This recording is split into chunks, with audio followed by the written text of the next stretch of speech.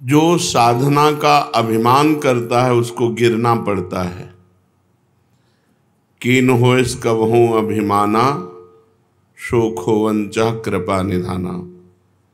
पहली बात, साधना में जो अभिमान है वो निश्चित आपको भ्रष्ट कर देगा, गिरा देगा।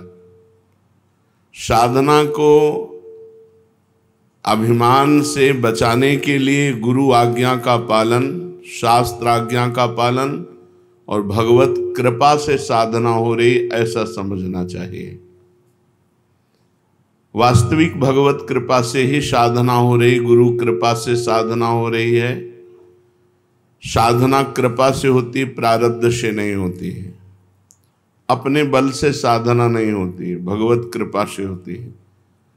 तो साधक को जब अहंकार आवे तो अपने से ऊंचे महात्माओं के चरित्र पढ़ने चाहिए, अपने से बड़े संतों के चरित्र पढ़ने चाहिए। अभी पूज्य जैन मुनियों का दर्शन हुआ,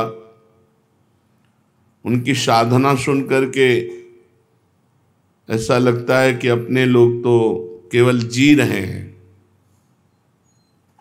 एक बार उबला प्रसाद पाते हैं, स्वाद रहित, और भारत में ऐसी गर्मी में वो पैदल चलते हैं। जहां एसी से निकलना मुश्किल है लोगों का, वहां वो नंगे पैर चलते हैं। कितना कष्टमय जीवन, फिर भी सरल चित्त, कहीं अभिमान नहीं देखा। सब के सब सरल चित्त, सब के सब अकिंचन, सब के सब भगवत मार्ग के पथिक। तो जब साधना का अहंकार अपने को लगे तो अपने से बड़ों को देख लेना चाहिए, संतों का संग करना चाहिए। बड़े संतों का ना मिले तो उनके चरित्र पढ़ने चाहिए कि हम कहाँ हैं, अपने को पता चल जाएगा। मान लो आप ध्यान लगाते हो तो कील देव जी ध्यान में बैठे थे, यवनों ने उनके माथे पे कीला ठोक दिया कि नाटक कर रहा है ध्यान का, फिर भी ध्यान भंग नहीं हुआ। या मच्छर काटे तो ध्यान भंग हो जाएगा, कील ठोक दी गई, पर उनके ध्यान में कोई फर्क नहीं पड़ा। बड़े महापुरुषों का ध्यान, बड़े महापुरुषों के चरित्र। मान लो त्यागी, तो चीदर चिदरानी जी से बढ़कर कौन त्यागी हो सकता है, जिनके पहनने के लिए वस्त्र और खाने के लिए भोजन नहीं, संत सेवा में घर के खिड़की दरवाजे तक बेच दिए, फिर भी भगवदानंद में मस्त हैं। हमारी क्या साधना, साधना देखो, संत एक से एक कठोर संत साधना कर रहे हैं। तो जब साधन का अहंकार जागे तो अपने से बड़े संतों के चरित्र पढ़ने चाहिए, भगवान से प्रार्थना करनी चाहिए। वैसे गुरु कृपा पात्र में साधना का अहंकार होता ही नहीं। जो गुरु की आज्ञा से साधना में होता है उसको अहंकार होता ही नहीं। उसको रहता मेरे गुरुदेव की कृपा है, उन्हीं की आज्ञा से साधन शुरू हुआ है और उन्हीं की आज्ञा से चल रहा है, मैं तो केवल निमित्त मात्र हूं, इसमें तो गुरुदेव की कृपा है। जो साधक अपना चुना हुआ साधन करता है उसमें जरूर अहंकार आ जाता है। मैं व्रतशील, मैं मौनी, मैं तपस्वी, मैं, फिर उसको गिरना पड़ेगा। ये माया बड़ी बलवती है। दैवी हेषा गुणमयी मम माया दुरत्या, बड़े बड़े ऋषि मुनियों को मोहित कर लेती है। तो यदि आप साधन का अहंकार करेंगे तो भ्रष्ट हो जाएंगे, पहला। दूसरा, आप साधन नहीं करते, साधन में पाखंड करते हैं, दिखावा करते हैं, अच्छे साधक नहीं हैं, तो आप भ्रष्ट हैं ही। तीसरा, आपको अपने साधन से बढ़कर सुख विषय भोगों में लगता है, इसलिए भ्रष्ट हो जाते हो। 3 कारण हैं जो साधक साधना में चलते हुए भ्रष्ट हो जाते हैं। उनमें 3 कारण है। पहला, साधना का अहंकार। दूसरा, साधना में पाखंड, दंभ, दिखावा। और तीसरा, साधना से सुख मिलने वाले भगवदानंद से बढ़कर सुख भोगों में देखना। इसलिए जो तुम्हारे उर में वासना है उसको भोगना पड़ेगा, तो आप भ्रष्ट हो जाएंगे। साधना प्राप्त किंचित सफलता यदि कहीं प्रकट कर दी जाती है तो देखा गया साधना बंद हो जाती है। ये बिल्कुल अक्षरशः समझिए, जो भी साधन कर रहे हैं गुप्त रखिए, उसे प्रकाशित मत कीजिए। सोने से लेकर शयन तक की दिनचर्या कभी अपनी किसी के सामने मत रखिए, गुप्त रखिए। बहुत लंबे समय तक आपका साधन भजन ठीक चलेगा। और यदि आपने अपनी साधना व्यक्त कर दी, दो चार लोग बैठे हैं, उनसे कि आप क्या समझते हो, मैं 1 बजे रात्रि को उठता हूँ, ऐसा ऐसा करता हूँ, ऐसा ऐसा कर, वो बंद हो जाएगा, उठना बंद हो जाएगा, वो दिनचर्या बंद हो जाएगी। स्पष्ट लिखा हुआ है। तो इसमें लिखा है कि दूसरों को बताने के समय हमारे चित्त में अहंकार होता है, अंतःकरण में अहंकार स्फुरित होता है। मैं इतने बजे करता हूँ, मैं ये करता हूँ, मैं करता हूँ, इसके कारण उसकी साधना रुक जाती है। यदि उसे घुमा के वर्णन करे कि संतों ने कहा रात्रि के 1-2 बजे उठ जाना चाहिए, भजन साधन करना चाहिए, फिर ब्रह्म मुहूर्त में अमुक अमुक ऐसा साधना करना चाहिए, संतों ने कहा है। अपनी डायरेक्ट बात ना बतावे कि हमारी साधना क्या है। सदैव अपनी साधना को गुप्त रखे, भगवत चर्चा करे, संतों की बातें बताए। अपनी बात बतानी है तो किसी साधक ने ऐसा अनुभव किया, ऐसी बात बतावे। कभी अपने को उसमें सम्मिलित न कर ले कि मैं अपना अनुभव बताता हूँ कि ऐसी ऐसी दिनचर्या मेरी 10 वर्ष से चल रही। तो आप लिख लो, अगर 10 दिन के अंदर न रुक जाए तो हमें बता देना। चाहे जितनी हिम्मत कर लो, 10 दिन के अंदर रुक जाएगी, हम कह रहे, गारंटी। आप अपनी संपूर्ण साधना को किसी से बता दो, अगर 10 दिन के अंदर वो साधना न रुक जाए तो हमें बता देना। कभी भी किसी भी स्थिति में अपना रहस्य नहीं खोलना चाहिए साधना का, कि हम क्या साधना करते हैं, कितनी करते हैं, क्या करते हैं। कुछ अगर अनुभव के साधकों का मंगल हो तो उसे अन्य संतों के या साधकों के शब्दों में बोल दे, अपने डायरेक्ट ना खोले कि ये मेरी दिनचर्या है, ये मेरी साधना है। बताते समय भाव तो आ ही जाता है कि मेरा साधन अच्छा चल रहा है, तो इस मनोवृत्ति से कैसे बचें। ऐसी बात मन में आवे तब यही माने कि मेरा साधन गुरु कृपा से चल रहा है, भगवत कृपा से चल रहा है, और दूसरों का भी साधन भगवान जैसा चला रहे हैं वैसा चल रहा है। अभिमान करने की कोई जरूरत नहीं है। अभिमान की वृत्ति उदय होने ही ना दे। दूसरे जैसे भगवान चला रहे हैं वैसे चल रहे हैं, हमें जैसे भगवान चला रहे हैं वैसे हम चल रहे हैं। साधना करते समय मन में संकल्प विकल्प बहुत उठते हैं, इसके लिए क्या करें। वैसे साधना तो इसी बात की है कि कोई संकल्प न उठने पावे, पर यदि संकल्प उठे तो उसे पूरा होने न दे, उसे नष्ट कर दे। संकल्प उठे तो उसे पूरा ना होने दे, चाहे सत हो चाहे असत हो। नहीं, संकल्प बनना बंद नहीं होगा। और साधना है संकल्प रहित होने की। कोई संकल्प नहीं है, ना अच्छा ना बुरा। बोले हम आज से ये संकल्प करते हैं, आज से क्या संकल्प करते हैं। हमारा तो जीवन भर का संकल्प है कि भगवान का नाम न छूटे, बस उसी में। अभी तक नहीं पूरा हो पाया संकल्प, तो और संकल्प बना के क्या करें। भगवान का साक्षात्कार करना है, अभी तक नहीं पूरा हो पाया, तो और संकल्प बना के क्या करें। ये जो छोटे छोटे संकल्प उठते हैं, ये करना है, ये देखना है, ये सुनना है, ये भोगना है, इनको नष्ट कर दे। कैसे नष्ट होते हैं। नाम जप करते हुए इनकी उपेक्षा कर दे तो अपने आप ही नष्ट हो जाते हैं। नाम जप बंद ना हो और आप लगाव न रखें जो अंदर मन संकल्प विकल्प दे रहा है, तो वो नष्ट हो जाएंगे। अगर परमार्थिक शुभ संकल्प कोई हो तो उसे आदर दे दो, नहीं तो परमार्थिक व्यवहारिक दोनों खत्म। बिना संकल्प के चलने दो। संकल्प रहित साधना ही भगवान की प्राप्ति का है। कोई संकल्प नहीं, कोई संकल्प विकल्प नहीं। इतना जपना ये भी संकल्प नहीं, निरंतर जपना है ये संकल्प। हमारे जीवन का लक्ष्य है एक भी श्वास खाली ना जाए, एक भी मिनट व्यर्थ ना जाए। पूछत रीति भभूकत धावत, श्री सेवक जी महाराज लिखे। नहीं, कैसे बदलें। भजन का तीव्र अभ्यास। भजन से जब हृदय शीतल हो जाता है तो कोई गाली भी देता है तो उत्तर देने का मन नहीं होता। कोई गुस्सा भी दिलाता है तो इतनी शीतलता है कि गुस्सा ही नहीं आती। भजन का तीव्र अभ्यास और भगवान से कृपा याचना करना कि हमारा स्वभाव बदल दो। सेवक जी कह रहे हैं, या जो पर्यो मोहि सहज स्वभाव से हरिवंश नाम रस चाओ, नाव सुदृढ़ भव तरन को।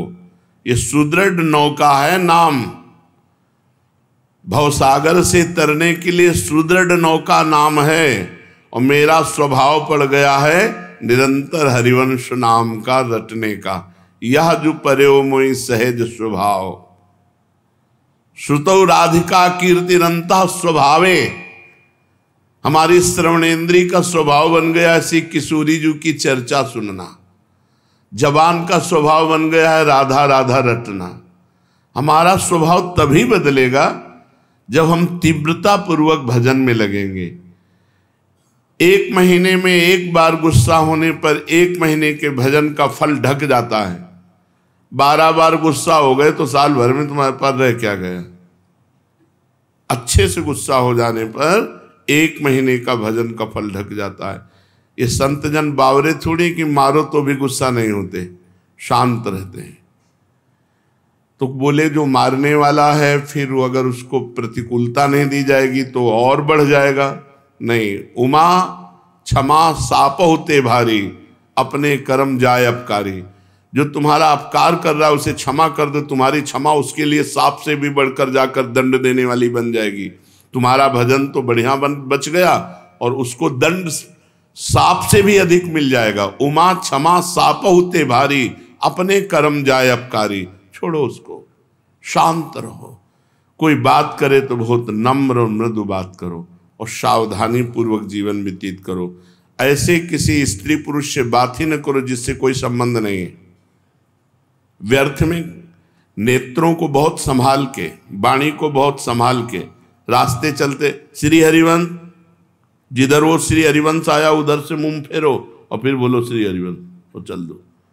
साधु का स्वभाव ऐसा नहीं होता। ऐसे करोगे फंस जाओगे, ऐसे करोगे फंस जाओगे। बिल्कुल नहीं फंसना।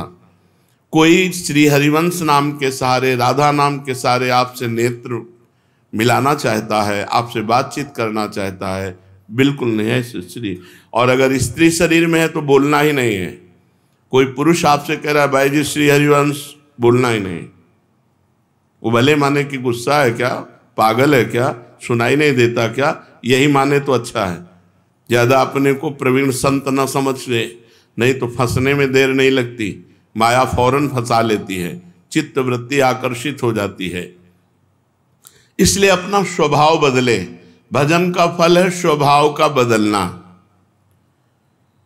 पूरी चेष्टा करता हूं साधना में, परिस्थिति में सुधार संतोषजनक नहीं आ रही, बड़ी निराशा छा रही है। जो साधक भगवान की कृपा का आश्रय लेकर साधना करता है, साधना में संलग्न है, प्रमाद नहीं करता, और ये स्थिति है कि संतोष नहीं हो रहा है, बढ़िया बात है। भगवान की कृपा का भरोसा करके साधना में कोई कमी नहीं पर संतोष नहीं हो रहा, ये बढ़िया बात है। संतोष होना बहुत हानिकारक है साधना में। साधना में असंतोष बढ़िया है। कभी संतोष नहीं, और भजन और भजन और साधन। संतोष हो गया तो मन कहेगा नियम तो पूरा ही हो गया, थोड़ी देर मनोरंजन कर लेते हैं। संतोष नहीं होना चाहिए, पर भगवान की कृपा का आश्रय और सच्चाई से साधना में लगन पूर्वक लगना। अमर पद की प्राप्ति का उपाय क्या है? उस मायातीत, कालातीत, अकाल पुरुष की प्राप्ति का उपाय क्या है? चिंतन। अनन्यश्चिन्तयन्तो माम। भगवान ने कहा अनन्य चेता सततम यो माम स्मृति नित्यशः तस्याहम सुलभा पार्थ। मैं उसके लिए सुलभ हो जाता हूं जो निरंतर मेरा चिंतन करता है। नाम का चिंतन, रूप का चिंतन, गुण का चिंतन, बस चिंतन चलना चाहिए। चिंतन, भगवत चिंतन से अमर पद की प्राप्ति होती है। जब युद्ध जैसे कार्य में भी भगवत चिंतन हो सकता है तो हर कार्य में भगवत चिंतन हो सकता है। माम स्मर युद्ध च, जब युद्ध जैसे कार्य में भगवान का स्मरण हो सकता है तो कोई भी कार्य ऐसा नहीं जिसको करते हुए हम भगवत स्मरण न कर सकें। निरंतर भगवत स्मरण ही अमर पद, भगवत प्राप्ति, परम पद के उपाय हैं। अगर भगवत चिंतन में अंतर पड़ रहा है तो उतना ही अंतर पड़ रहा है अमर पद में। क्या साधना में वेश धारण करना आवश्यक है? ये वेश आचार्य परंपरा से होता है। ये जरूरी नहीं कि वेश धारण करे तभी परम पद मिलेगा, और ये जरूरी नहीं कि वेश धारण कर लिया तो परम पद मिलेगा। अगर वेश धारण करके भजन नहीं हो रहा, मनमानी आचरण हो रहे हैं तो नरक मिलेगा। और वेश धारण नहीं किए, बहुत सही साधना कर रहा तो उसे भगवत प्राप्ति होगी। वेश का विशेष महत्व नहीं है, महत्व भजन का है। भीतर अगर आपके भजन चल रहा है, बाहरी वेश कैसा भी हो तो आपको भगवत प्राप्ति होगी। बाहरी वेश साधु का, भीतर संसार का चिंतन, मान प्रतिष्ठा, रुपया पैसा, तो फिर भगवत प्राप्ति नहीं, नरक की प्राप्ति होगी। वेश आचार्य परंपरा से है। अगर वेश है और उद्देश्य है तो सोने पे सुगंध है, फिर क्या कहना है। मम भक्ति युक्तो भुवनम पुना, तो तीनों लोगों को पावन करने वाला है।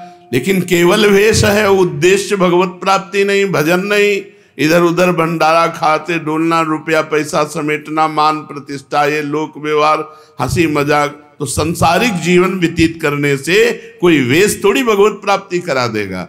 इसलिए वेश का विशेष महत्व नहीं है, भजन का विशेष महत्व है, उद्देश्य का विशेष महत्व है। वेश रखकर तो विशेष सावधान रहना चाहिए कि भगवान ने इतनी कृपा की, मुझे विरक्त वेश दे दिया, अब मेरे से गलती न हो, अब मैं भगवत प्राप्ति इसी जन्म में कर लूं। सोते हुए जब कैसे होता है? जब कहा जाता है 24 घंटे जप करो, तो सोने में तो 6 घंटे जाते हैं, तो 6 घंटे तो जप नहीं होता। नहीं, जब हम निद्रा में जा रहे हों और भजन करते हुए सो गए तो हमारा जितना सोने में समय जाएगा वो सब भजन माना जाएगा। जैसे मरते समय नाम ले लिया तो पूरे जीवन क्या किया है परिणाम नहीं देखा जाएगा, आपको भगवत प्राप्ति होगी। ऐसे सोते समय नाम जप करते हुए सो गए तो 6 घंटे, 7 घंटे, 5 घंटे, 4 घंटे जो सोए वो भजन का फल मिलेगा। इसलिए सोते समय बहुत होश में होना चाहिए, सब बातें हटा करके नाम में एकदम डूबते हुए फिर नींद में चले गए।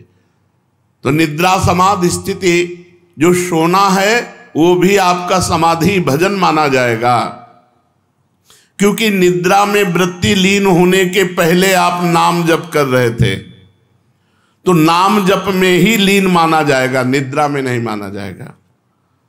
निद्रा के ठीक पूर्व एक क्षण पहले तक नाम जप चल रहा है और फिर सो जाइए तो आप देखिए जगते समय वही नाम जप चलता मिलेगा, तो बीच में आपका भजन ही माना जाएगा। ऐसे 24 घंटे भजन माना जाएगा।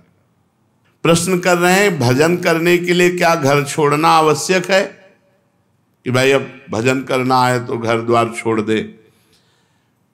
हमें लगता है कि अगर भजन का अभ्यास नहीं तो बाहर ज्यादा माया जाल है, बाहर ज्यादा माया जाल है, घर की अपेक्षा बाहर ज्यादा भ्रष्ट होने के चांस हैं।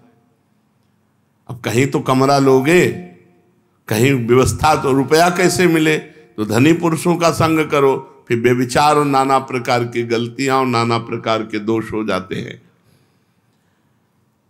घर में अपनी कमाई का खा के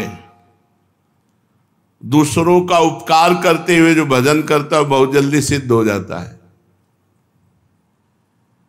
जो विरक्त है, भगवान की विशेष कृपा हो गई है और वो साधु समुदाय में रहे, आकाश वृत्ति या मधुकरी वृत्ति से जीवन यापन करे, खूब भजन करे, सिद्ध हो जाएगा।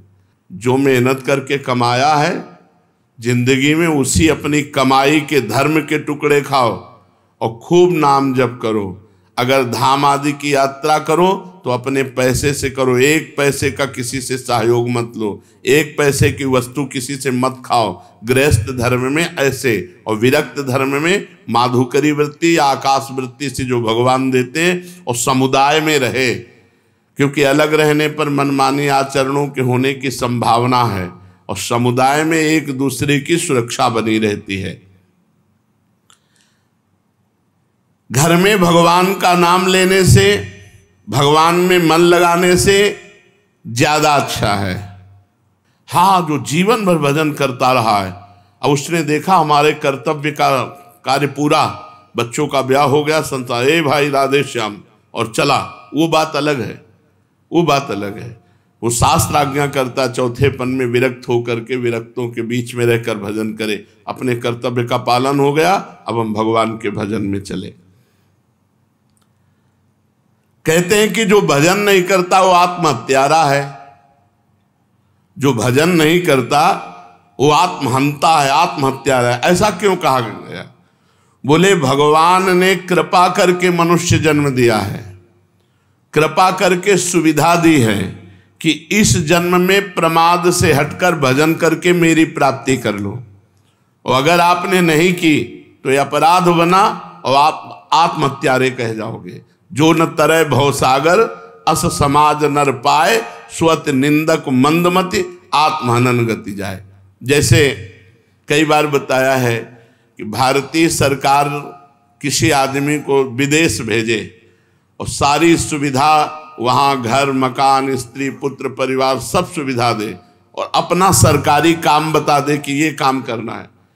अब उसने सरकारी काम तो किया नहीं, सरकारी सुविधा का भोग करके बेटी बेटे को पढ़ाया, ब्याह किया, सब किया, सब किया, और जब भारत लौटा तो उससे पूछा गया वो कार्य, जिस कार्य के कारण आपको विदेश भेजा गया था, जिस कार्य के कारण आपको सुविधा दी गई थी, वो कार्य, बोले वो कार्य तो नहीं हुआ, तो वो दंडनीय अपराध होगा और उसे जेल मिलेगी, क्योंकि उसको उस कार्य के लिए सारी सुविधाएं दी गई थी।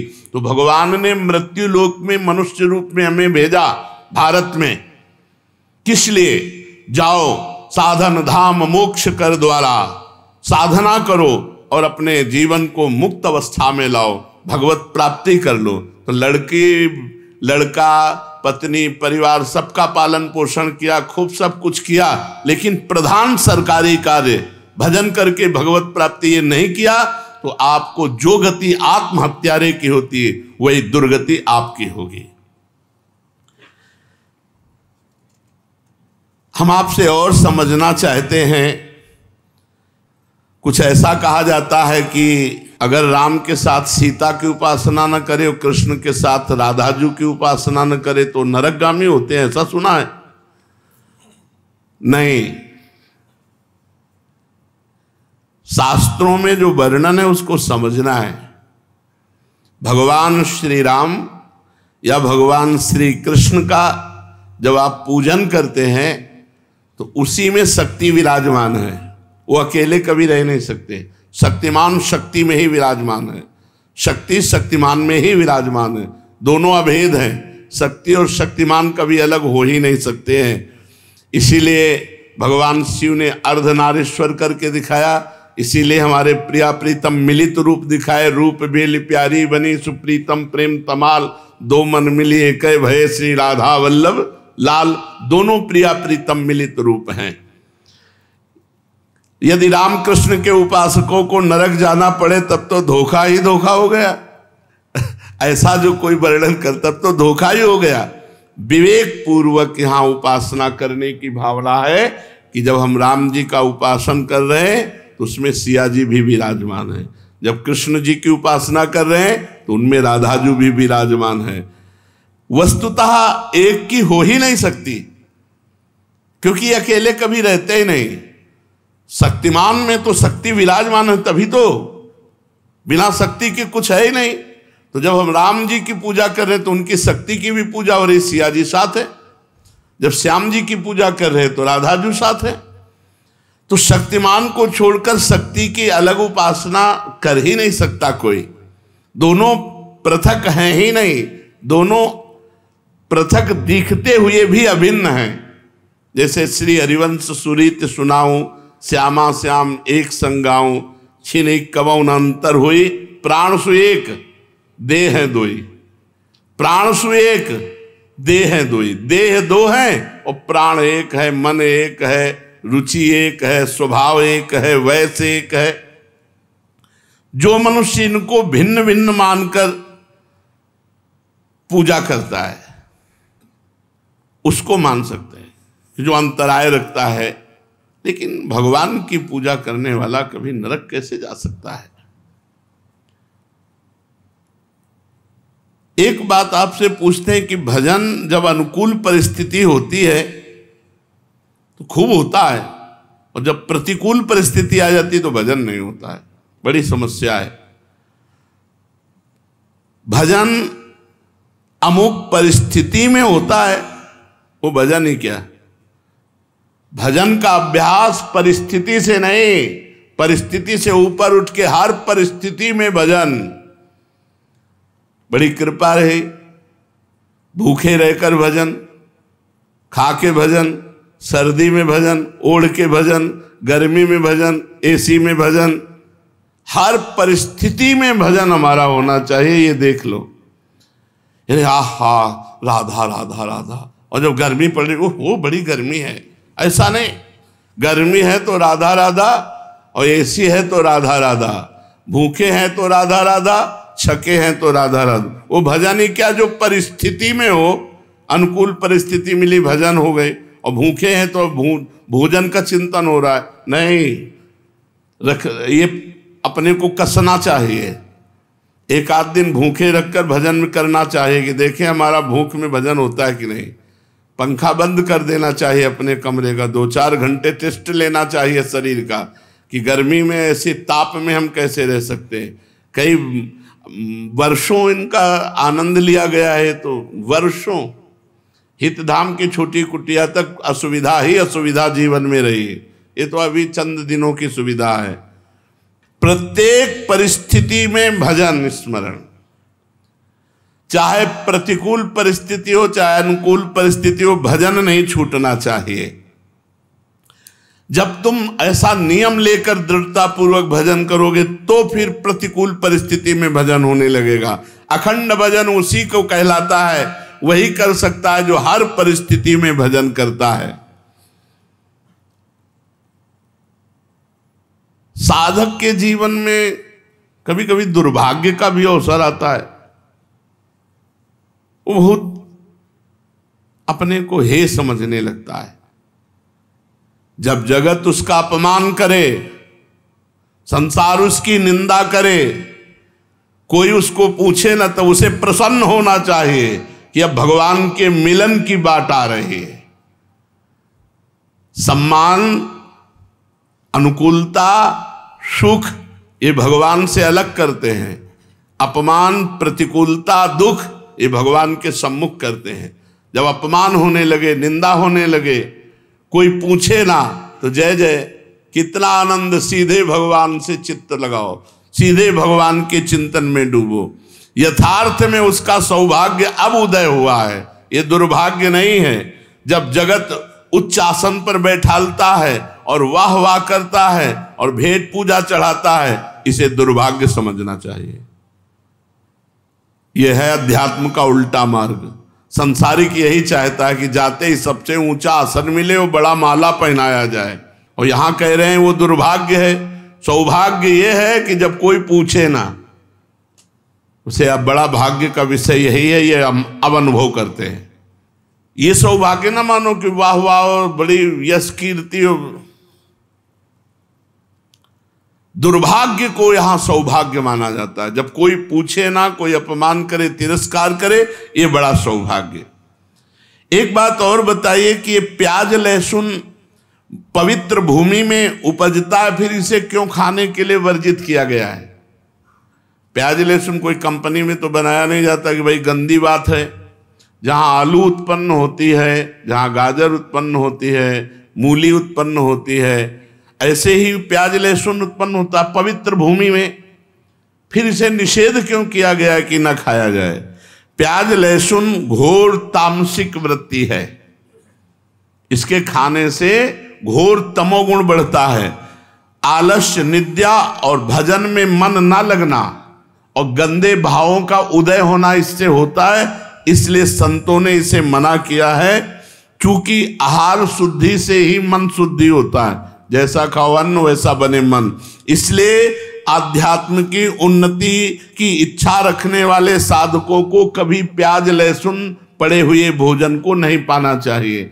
और जिस रसोई में मांस बनता हो उस रसोई में, उस पात्र में बने हुए खीर पूड़ी रोटी दाल भी नहीं पानी चाहिए।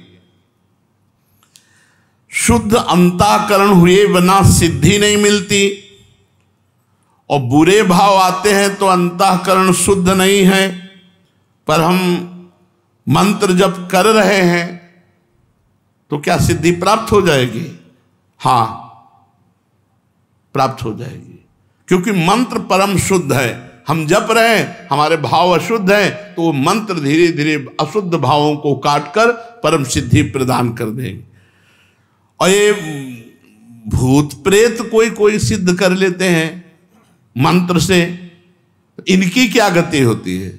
जो भूत प्रेत की उपासना करते हैं, ये तामसिक सिद्धि है, वो नरक की प्राप्ति होती है और भूत बनते हैं, भूत बनते हैं और नरक की प्राप्ति। भूतों को पूजने वाले, भगवान गीता जी में बोले, भूतों को पूजने वाले भूतों को प्राप्त होते हैं, पितरों को पूजने वाले पितरों को प्राप्त होते हैं, देवताओं को पूजने वाले देवताओं को प्राप्त होते हैं। हे अर्जुन, मुझे पूजने वाले मेरे को प्राप्त होते हैं।